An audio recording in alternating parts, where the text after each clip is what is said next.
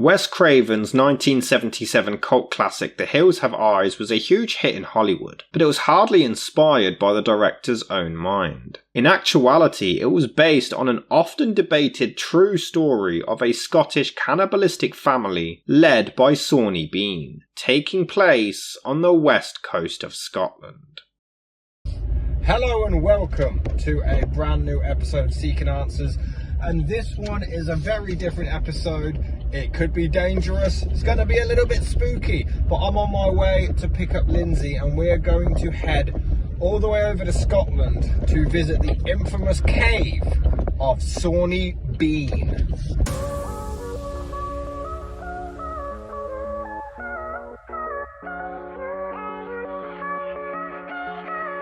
Are you ready?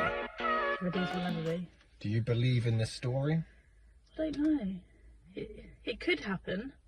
It's very plausible. The reason I'm fixated on it is that it's a specific cave. It's not just, oh, this happened in Scotland. It's a specific cave that's been pinpointed. The only thing is, it looks quite small for a massive family to have lived in. Of, what is it, 30 or 40 people? Yeah. We're going to go find out.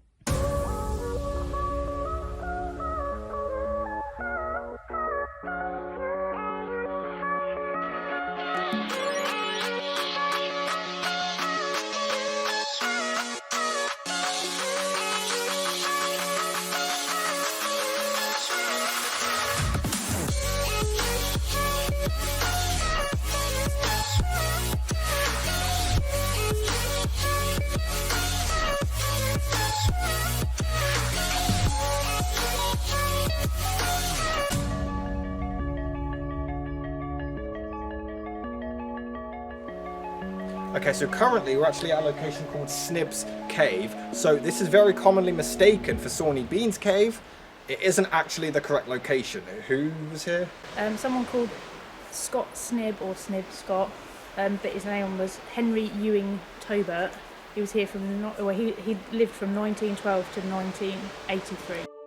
Not too far resides another cave, often incorrectly regarded as Sawney's Cave on certain maps, but in actuality this is known as Snib's Cave. In 1912 Henry Ewing Torbit was born, but gained the nickname Snib Scott. He was trained as an accountant, but he decided this life wasn't for him and he went on the road becoming a beggar. He faced a few arrests in the 1940s and 50s before relocating to Ayrshire in Scotland. Here he found refuge in this very cave. He allegedly gained the nickname Snib Scott from the previous inhabitant of the cave.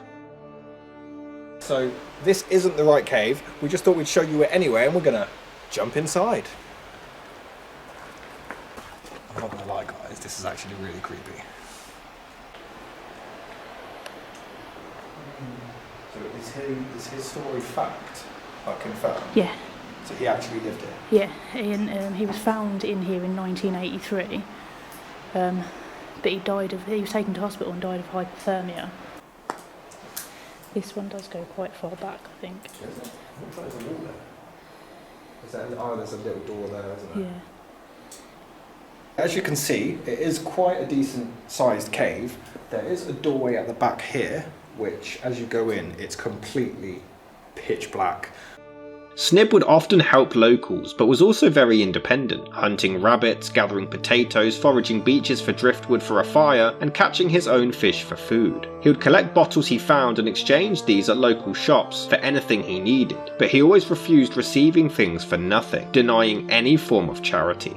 Unfortunately, in December of 1983, Snib was found dead inside this cave. The weather had now made it almost completely uninhabitable, and he died of pneumonia and hypothermia. But unlike the story we're about to tell, this one has actually been confirmed to have been true, but it's not why we're here.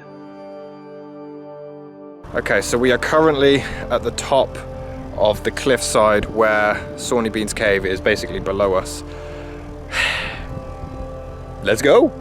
There are conflicting reports, but Alexander Bean, later commonly known as Sawney Bean, was allegedly born in the late 1300s or the 1500s, though most reports claim it was the former. His father was supposedly a ditch digger and a hedge trimmer, which Sawney tried to follow suit with, but soon decided that he wasn't quite fit for this line of work. Around 1400, Sawney left home with a vicious woman by the name of Black Agnes Douglas, who had also fled her hometown as she was accused of being a witch. The deadly duo travelled the country, robbing and even killing people, before in 1405 finding themselves on the coast of Scotland near Girvan. They found a deep cave at Benin Head near Ballantrae that they decided to find refuge in together. A cave they would dwell in for 25 years.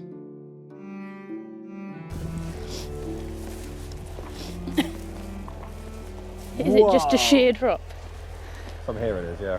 The video doesn't do it justice, like it's so steep. And that's where we're going to walk, which looks very steep from this angle. I don't like that. How did they drag bodies down here? I guess they could have just chucked them off. I suppose. Like, killed them, chucked them over the cliff. To be fair, when you look at the height we've already done. Well, we've come from all the way over there. Yeah. We're like practically mountaineers. We're doing Everest next week, guys.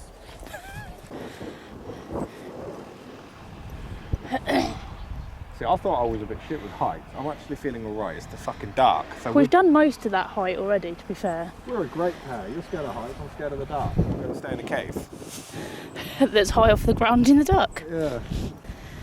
Well, where'd you go after that? Yeah, just keep going straight, look. It looks like. Like it stops at the bushes. I think you go over those. And then there and then just down.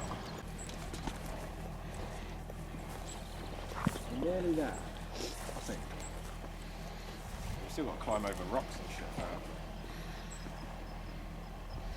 This bit is quite sketchy.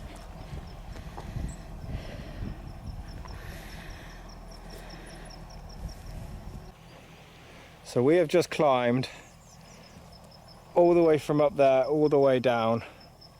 How'd you feel? Dead. I'm exhausted.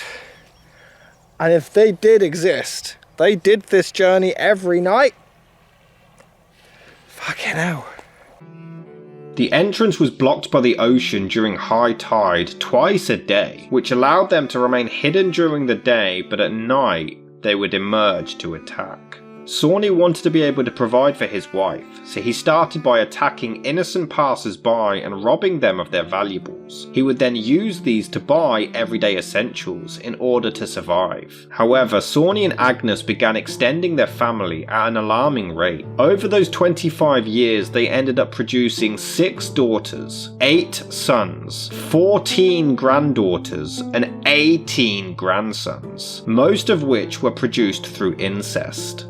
As the family grew, Sawney realised that his initial plan of killing and robbing would no longer be able to support so many people, which led to him adding cannibalism to the menu. The children began helping him in his ploy, and as there were now so many of them, they could often attack a dozen people and still come out on top. They would kill them and bring the bodies back to the cave where they would then dismember and eat their bodies. If they didn't finish them, they would store the remains in barrels for later or discard them in the sea, which would wash up on other beaches. This allowed them to remain undetected, as well as providing themselves with a high protein diet, aiding in the strength they needed. The locals would discover these remains, but believed that it was the cause of wild animals.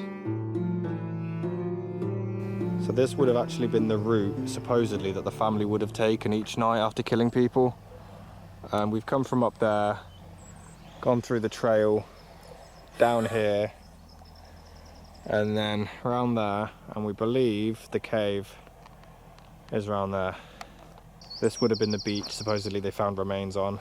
So we've just climbed from down there, and the cave, this is why locals couldn't find it, is actually in between here. We've got to climb through there, my dudes. Are you ready? Might as well be now, we've just climbed down there. Do not try this at home. We have to emphasise this has been extremely dangerous and probably very, very stupid. Dear God. Oh my God. I'm converting. I'm a Christian. Lord, protect me. We've got to go in there. We've got to go in there. How does this not freak you out? Do you really think there's going to be anyone else in there? No, but look at it. How am I the scared one? This is the opposite of a ghost hunt. Oh my God. We are very nearly inside the cliff's vagina. I'm trying to build up my courage, but I'm not going to lie to you guys. I'm petrified.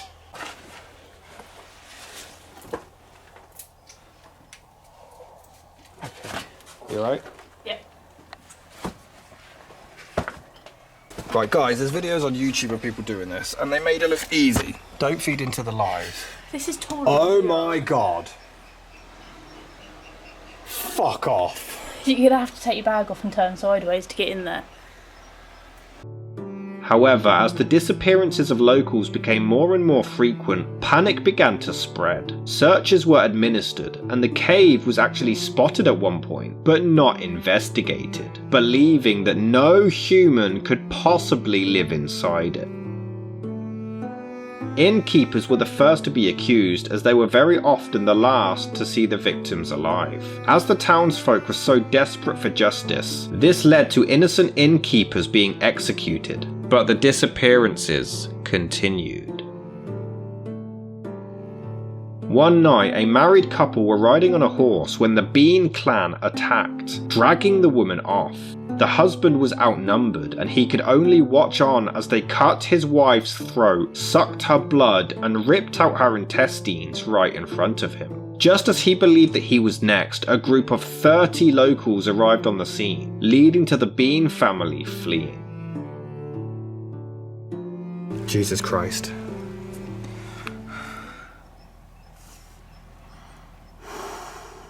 This seemed like such a good idea on paper. We're going to explore now anyway. It looks terrifying regardless.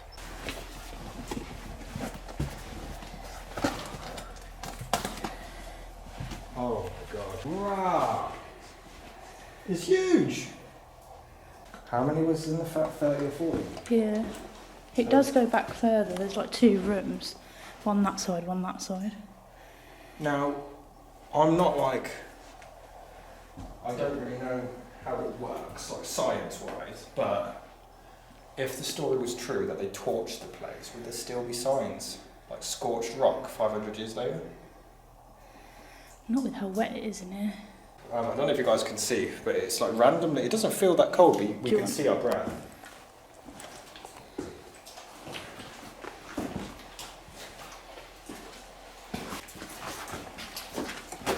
That's one of the rooms. I'm not going in there, but if you get a shot down there... I'll go in there. It's very, very narrow. I don't think it's possible. Oh, I see. Yeah. The thing is though, if it was set on fire, this could have been a lot bigger. Because it would have brought rock down. That's true. It keeps going. You can go all the way down there. What the fuck is it? Oh, it's just a rock.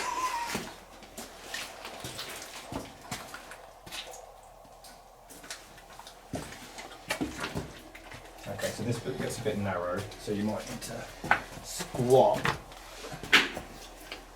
I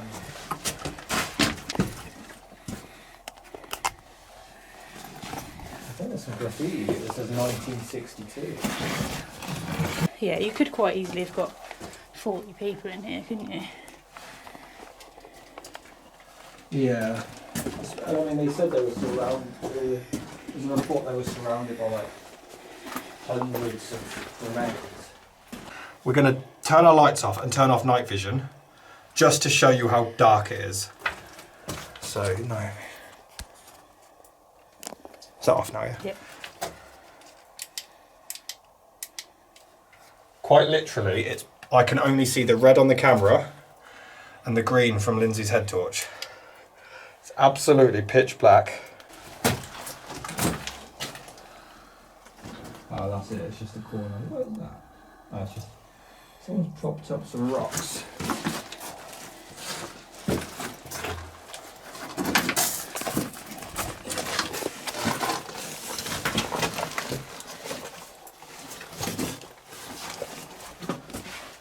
This corner's quite tight, quite low, but yeah, this is the end of the cave.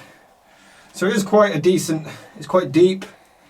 There are some tight parts. There's a narrow passageway, as Lindsay filmed earlier, so that may have been a lot wider back then. Like she said, a fire could have just kind of enclosed it. So yeah, the story isn't completely implausible. With how cold it would have been, it would have preserved bodies for ages. Yeah.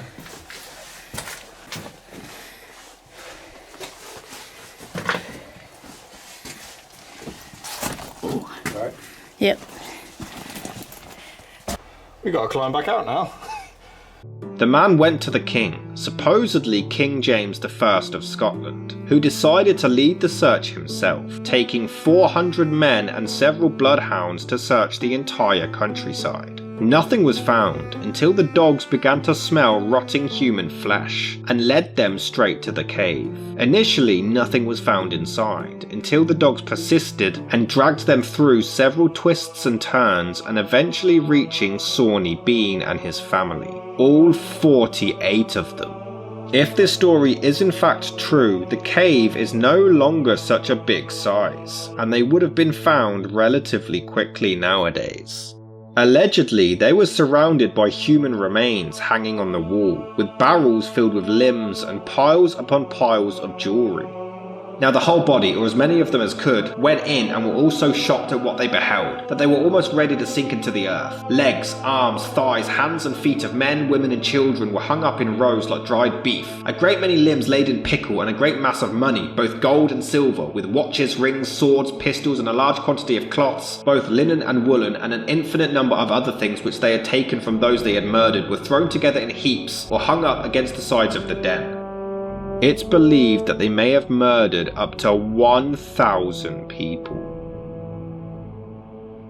There's now two conflicting stories about what happens next. One is that the angry townsfolk set down gunpowder at the entrance to the cave, and the family all died within from suffocation. The other is that the family quickly surrendered without a fight and were then taken in chains to Edinburgh, before being relocated to Leith or Glasgow. Due to the severity of the crimes, they weren't given a trial and were instead tortured. The male members had their hands and feet cut off, as well as their genitalia, and they were forced to bleed to death as the females had no choice but to watch. Sawney Bean's final words were reportedly, "It isn't over, it will never be over." After watching their 27 men die, Agnes and the females were all tied to stakes and burned alive. The entire clan were all seized and pinioned by Her Majesty's order in the first place. Then they took what human flesh they could find and buried it in the sands. Afterwards, loading themselves with the spoils which they found, they returned to Edinburgh with their prisoners. All the country as they passed along flocked to see this cursed tribe. When they came to their journey's end, the wretches were committed to the toll booth from whence they were the next day conducted under a strong guard to Leith. There's also another story that one of Sawney's daughters actually left the clan years before this and settled in Girvan, planting a tree known as the Hairy Tree. However, once they were captured, her identity was exposed, and she was then hanged from the tree, though this tree's whereabouts has never been identified, which is a reoccurring theme for this story. Was Sawney Bean a real person, and did any of this actually take place?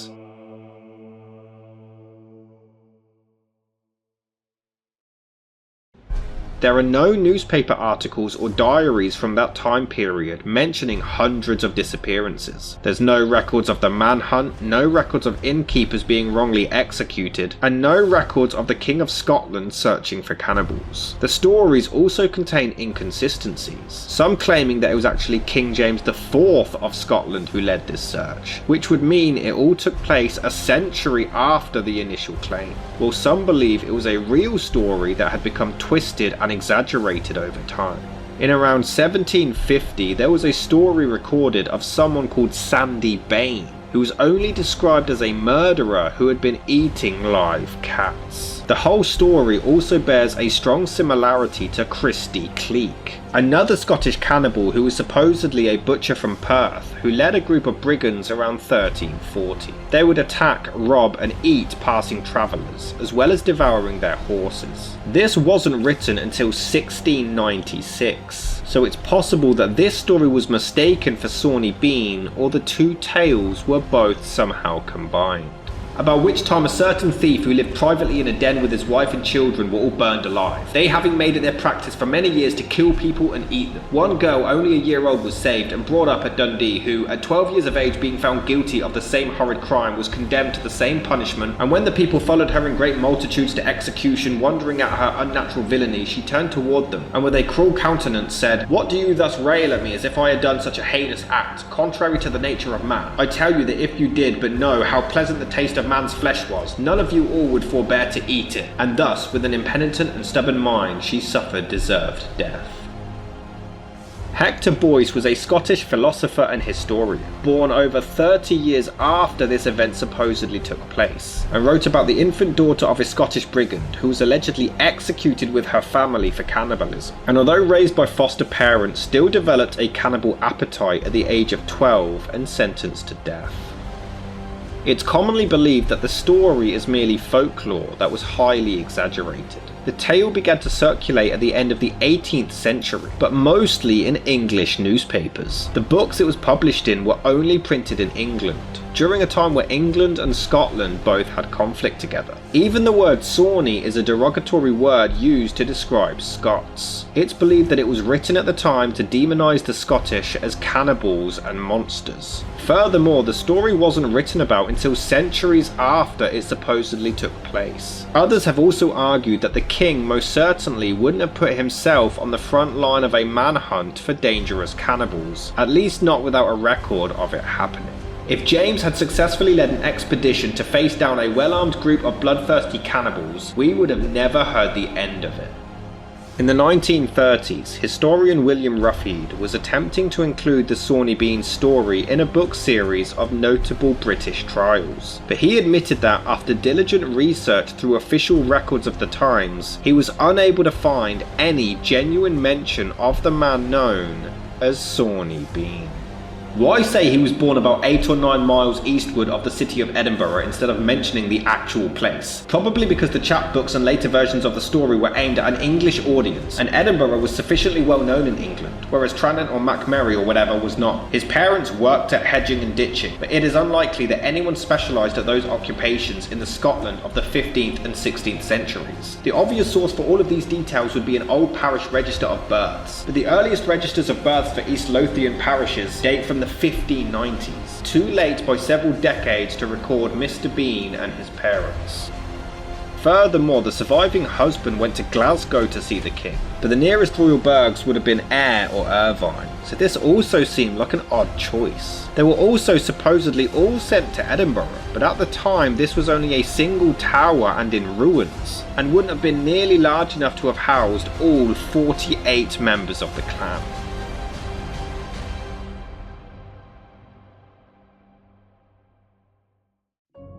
It's also been claimed that, before he died, Sawney Bean placed a curse on the cave and the adjacent area. Even in modern day, there are police reports of people on the cliff top having to brake their cars suddenly as they've seen ghostly figures appear before them, while others claim the ghost of Sawney Bean still haunts the cave to this day.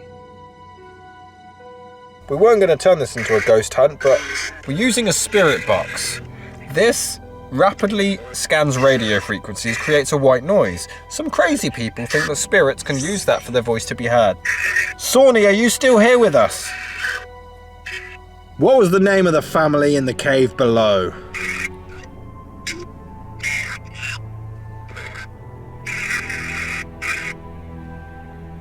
If I was a believer, I'd say that sounded like Lex, which is short for Alex, which is short for Alexander, which is the name of Sawney Bean.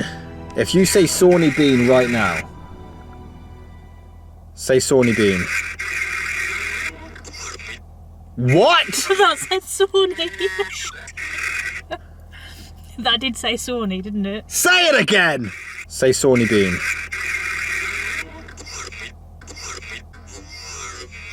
Say Sawney Bean. The full name. Bean. You having some fun, aren't you?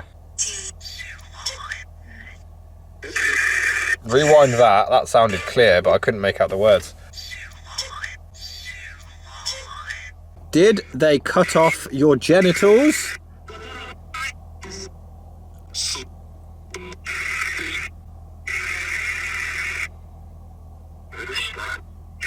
Did you hear that? No.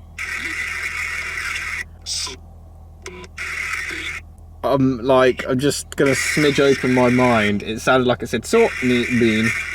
Say seeking answers. That's a Sawney Bean. What, the distant voice? Yeah, Sawney Bean. Say Alexander. That's an Alex.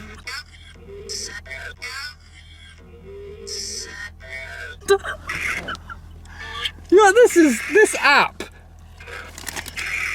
It's monitoring as you speak. You know when you speak and then Facebook recommends things that you've talked about. We have established. There's some relevant answers there. The Sawney Bean curse does not exist. We'll see when we drive out of here. There is no other corresponding written evidence, and one would imagine there would be. Wouldn't a heroic tale involving the King of Scotland fighting an army of cannibals be documented in some fashion? And just as importantly, there is no local oral tradition and no songs. There are no known family or personal histories, either from the families of supposed victims, nor any eyewitnesses to the sight of the cannibal family being dragged to Edinburgh and then to execution in Leith. One would imagine that there will be many witnesses and resultant stories. Sadly, there are none. So we can only continue seeking answers.